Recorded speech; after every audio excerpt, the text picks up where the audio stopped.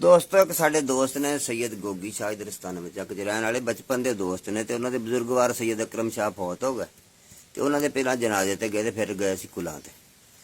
ਫਿਰ ਉਹ ਇੱਕ ਤਲਕ ਦੇ ਹਿਸਾਬ ਨਾਲ ਫਿਰ ਅਸੀਂ ਸਪੈਸ਼ਲ ਇੱਕ ਦਿਨ ਬਗੈਰ ਰਾਸ਼ ਤੋਂ ਮਹਿਮਾਨ ਜਦੋਂ ਚਲੇ ਗਏ ਤੇ ਵੀ ਝਟ ਬਹਿ ਹੀ ਅਫਸੋਸ ਕਰ ਆਈਏ। ਅਸੀਂ ਦੋਵੇਂ ਮੀਆਂ ਬੀਵੀ ਗਏ। ਮੈਂ ਕਿਹਾ ਉਹ ਬੀਬੀ ਕੋਲ ਬਹਿ ਲਈ ਤੂੰ ਤੇ ਮੈਂ ਜਰਾ ਬਾਹਰ ਬਹਿ ਲੂੰਗਾ ਸਾਈਂ ਕੋਲ। ਬੈਠੇ ਤੇ ਦੋ ਮਹਿਮਾਨ ਹੋਰ ਬੈਠੇ ਸੀ ਕਿਤੇ। शाह जी नूं ना कितों काल आ गई। वो कहन लगे साईं मैं किते कम चलना आ दो सैयद तेनू दे के चलना। क्या बात है? इन्हां नूं यार कोई गल सुनाई। तो मैं दोवां नूं पुछया शाह जी तुसीं कित्थों आए तुहाडा नां की आ? उन्हां ने अलग अलग अपने नां दस्से। एक 13 चो आया सीगा सैयद जुल्फिकार शाह दे बच्चे उन्हां ने दस्सिया, एक गोगी शाह दे भाई सी। मैं क्या भी शाह जी बंदा अपने जम्मण तो पहला ना कोई नेकी कर सकदा ते ना कोई बुराई कर सकदा। सैयदां दे घर बाल जमदा लोकी बाहर बधाइयां लैके खड़े नजराने लैके खड़े।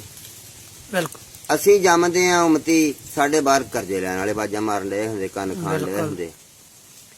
दोस्तों तुसीं जमदे सराणे बह गए सैयद ते असीं जमदे ही पैरां अल बह गए।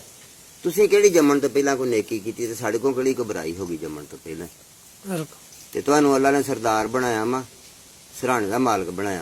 बिल्कुल ते यार सराणे ही रहो जे अपने वर्तन विच अपने बोलण विच बहन उठण विच वर्तन वर्ताव विच अपने नाने दी नस्ल नू आबाद रखिया जे ते ओनू अगे लोकां तक पहुंचाया जे। सोहनी रस्म जिहड़ी सोहणे मुहम्मद सल्लल्लाहु अलैहि वसल्लम दी अपने नाने दा दीन दा ख्याल रखियो। आमीन।